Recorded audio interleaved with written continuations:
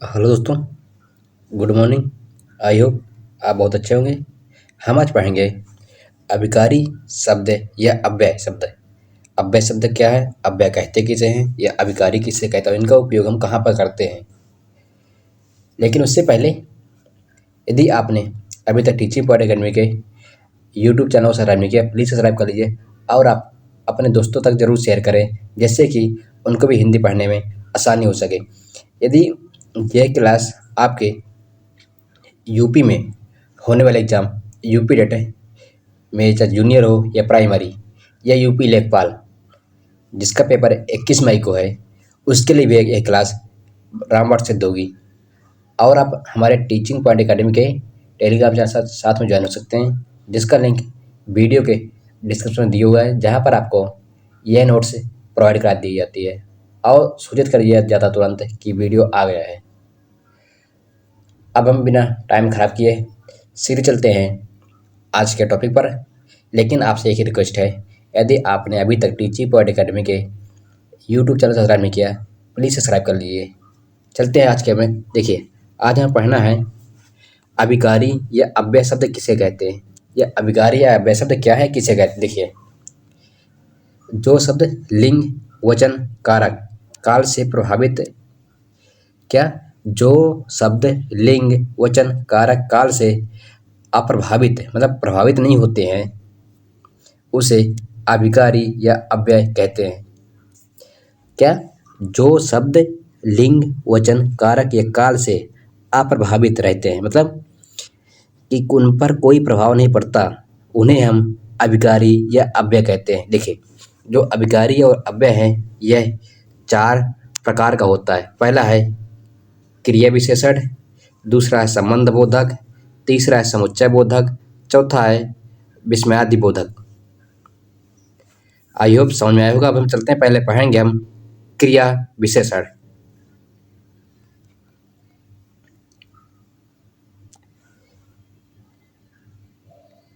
देखिए, जो क्रिया विशेषण है,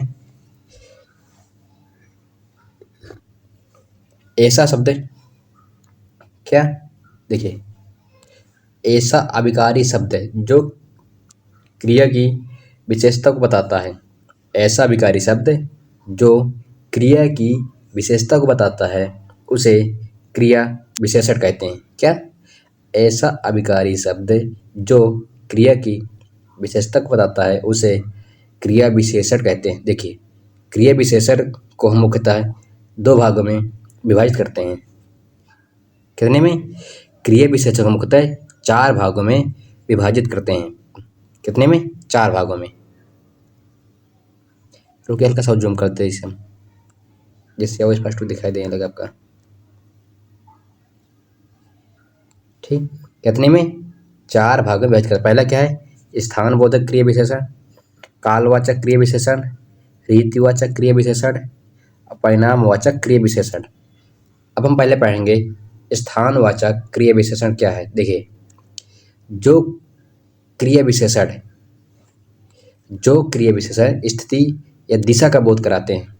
क्या, जो क्रिया विशेषण स्थिति या दिशा का बोध कराते हैं, उसे स्थान बोधक क्रिया विशेषण कहते हैं। यह 2 प्रकार का होता है। एक होता है दिशा बोधक, कौन सा?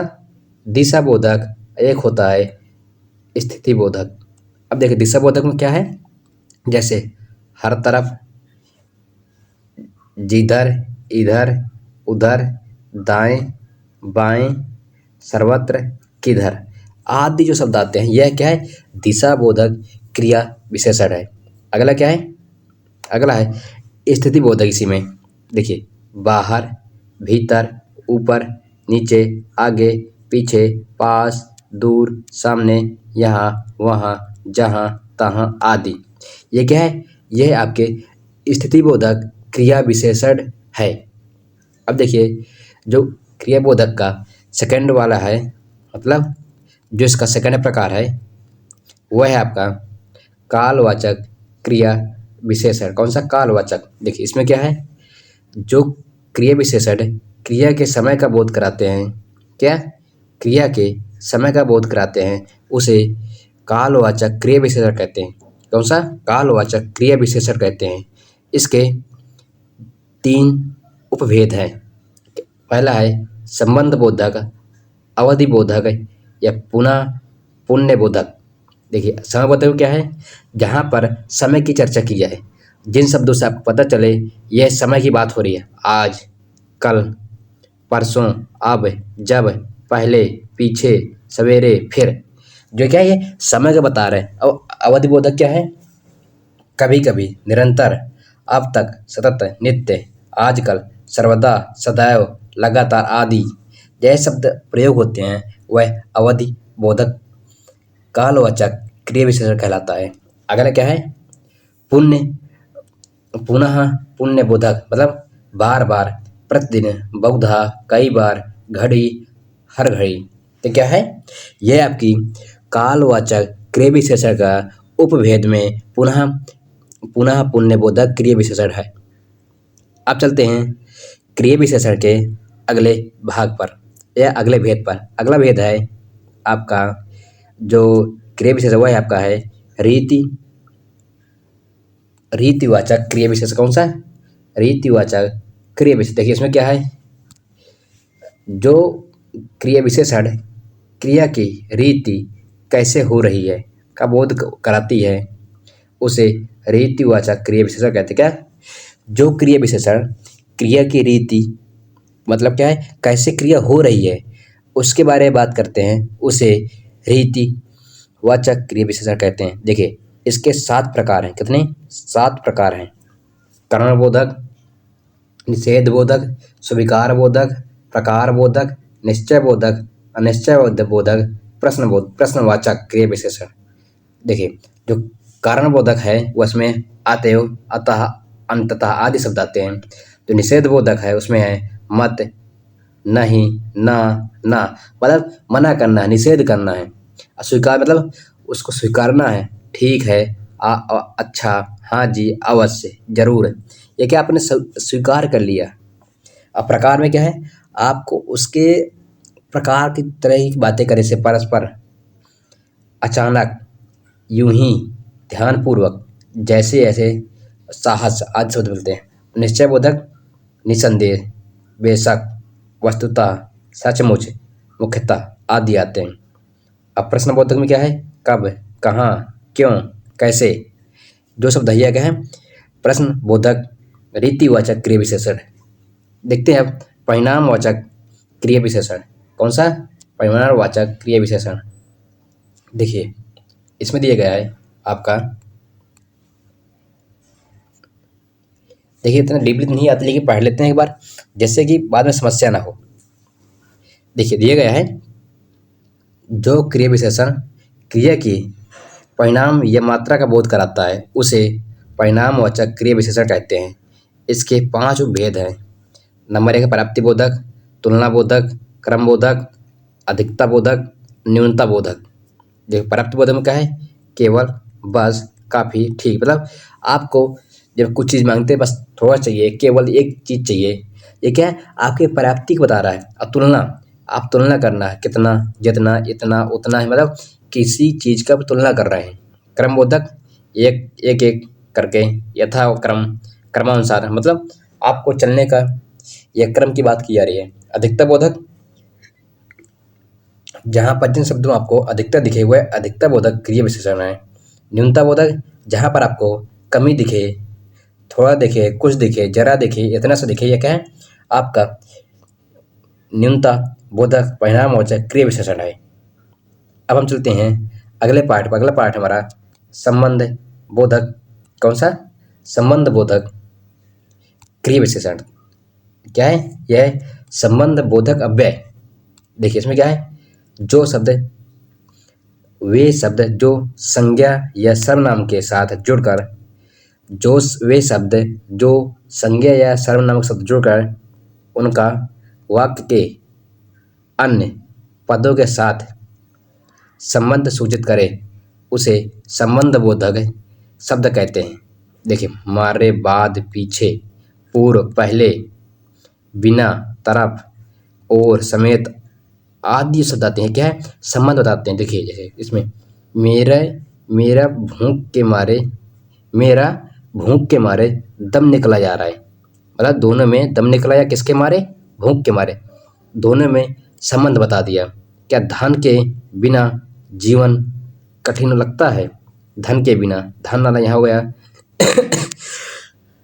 सॉरी, देखते हैं अगले बार। देखा दिया है, धन के बिना जीवन कठिन होता है। धन के बिना, जो बिना है ये धन को और जीवन जीना कठिन को आपस में संबंध बता रहा है। किसके बिना जीवन कठिन है? धन के बिना। देखा है, यह है आपका संबंध बोधक अव्यय। चलते हैं अब अगले पर। अगला है समुच्चय बोधक अव्यय। कौन सा? समुच्चय बोधक अव्यय। देखिए इसमें क्या है, जो शब्दों, वाक्यांशों या वाक्यों को आपस में जोड़ते या अलग करने का काम करते हैं उसे समुच्चय बोधक अव्यय कहते हैं। देखिए पहले क्या है, संयोजक समुच्चय बोधक वे शब्द होते हैं जो पदों या वाक्यों को आपस में जोड़ते हैं, काम करते उसे, और, तथा, एवं आदि। देखिएगा जैसे समुच्चय बोधक क्या है, कुल मिला के इसमें आपको देखना है, दो शब्द को जोड़ने के लिए एक ऐसे शब्द का प्रयोग किया गया होगा, उसी को हम समुच्चय बोधक अव्यय कहते हैं। सीधा देखिए यहाँ पे क्या है, अजय पढ़ रहा था और सुरेश खेल रहा था, दोनों में और के द्वारा जोड़ दिया गया। इसी तरह दीपिका और जया स्कूल जा रही हैं। देखिए विभाजक बोधक में क्या है, आपको दोनों शब्द को अलग अलग करके बता देना है। जैसे या अथवा, देखिए राजू या विजय के घर चला जाऊंगा। जैसे आप कहीं पर जाते हैं बाहर तो पूछते हैं घर के कहाँ रुकोगे, तो क्या बोलते हैं आप लोग? जाते हैं दोस्त के यहाँ या फिर किसी और के यहाँ रुक जाएंगे। तो क्या है, जब यह लगा रहे हैं, ये क्या है, विभाजन कर रहे हैं दोनों में, या इनमें से किसी एक को सिलेक्ट करना है आपको। ठीक, इसी तरह अथवा, अथवा इसी चीज़ का काम करता है। अगर आपका विरोध बोधक, आपको जहाँ पर दो लोगों या शब्द के बीच विरोध जैसा प्रकट करना हो। देखिए उसने बताया था परंतु मैंने उस पर विश्वास नहीं किया, मतलब उसने बताया था लेकिन तुम, जैसे मान लीजिए तुम्हें किसी ने कुछ चीज़ बताई और तुम उसकी बात नहीं मानते हो, जब आपके साथ वह चीज़ घट जाती है फिर आप कहते हैं उसने बताया था लेकिन मैंने उसकी बात नहीं मानी थी या सुनी नहीं थी, विश्वास नहीं किया था। ये क्या है, आपका विरोध समुच्चय बोधक। अगला है परिणाम दर्शक समुच्चय बोधक। इसमें क्या है, देखिए इसमें कुल मिलाकर हमारे परिणाम जो आता है उसके बारे में बात की जाएगी। तुम पढ़ नहीं रहे थे इसलिए मैंने पापा को बता दिया। मतलब क्या है, दोनों में जो परिणाम के बारे में नजर आता है। देखिए पहला वाक्य क्या है, पहला वाक्य चीज़ दूसरी वाक्य मिलेगी। अब तुम नहीं पढ़ रहे थे इसलिए उसने पापा से बता दिया। आई होप समझ में आया होगा। अब हम चलते हैं, जो हमारा लास्ट है वह है विस्मयादि बोधक अव्यय। क्या? विस्मयादि बोधक अव्यय। देखिए जिन शब्दों से भय, प्रेम, घृणा, क्रोध, इच्छा, शोक, विस्मय, उत्तेजना आदि का पता चले उन्हें विस्मयादि बोधक कहते हैं। यह निम्न प्रकार के का होता है। निम्न प्रकार होता है, जैसे आश्चर्य बोधक, क्या, सच, ये, ओहो, हर्षवर्धन, शाबाश, धन्यवाद, आह, वाह, शोकवर्धक, हाय, अरे, बाप रे, उफ। अगला है इच्छा बोधक, काश मैं वहाँ पर होता, काश मैं T20 वर्ल्ड कप देखने जाता। अब क्या है, आपने अपनी इच्छा जता दी। और घृणा बोधक मतलब छी, धिक्कार है तुम में। ये क्या है, आप उसमें धिक्कार के मतलब उसमें घृणा प्रकट करते हैं। अगला हमारा है अनुमोदन सूचक, ठीक है, अच्छा है, भला है, हाँ। अगला क्या है, संबोधन सूचक, अरे, आजी, अरे, हे, रे। ये क्या है, आप किसी को संबोधन कर रहे हैं। दोस्तों आपका अव्यय टॉपिक समाप्त हो गया है, जिसको हमने आसानी से पढ़ाने का प्रयास किया है। यदि आपको अभी भी कुछ समझ में नहीं आता या कुछ जो भी चीज़ आपको नहीं समझ में आती, आप उसे कमेंट बॉक्स में कमेंट करके पूछ सकते हैं। यह क्लास दोबारा फिर बता दे रहे हैं, यूपी टेट हो गई, जूनियर प्राइमरी में से यूपी लेखपाल हो गई, यूपीएसआई हो गई, यूपी पुलिस हो गई, या यूपी कांस्टेबल हो गई, मतलब यूपी होमगार्ड, जहाँ भी हिंदी ग्रामर आनी है, यह क्लास हर एग्ज़ाम के लिए इम्पोर्टेंट है। दोस्तों, लास्ट में आपसे अब एक ही बात कहूँगा, यदि आपने अभी तक टीचिंग पॉइंट एकेडमी को सब्सक्राइब नहीं किया, प्लीज़ सब्सक्राइब कर लीजिए। आपको यहाँ पर यूपी में होने वाले टेट की तैयारी फ्री ऑफ कॉस्ट कराई जाएगी। वीडियो देखने के लिए धन्यवाद। Thank you.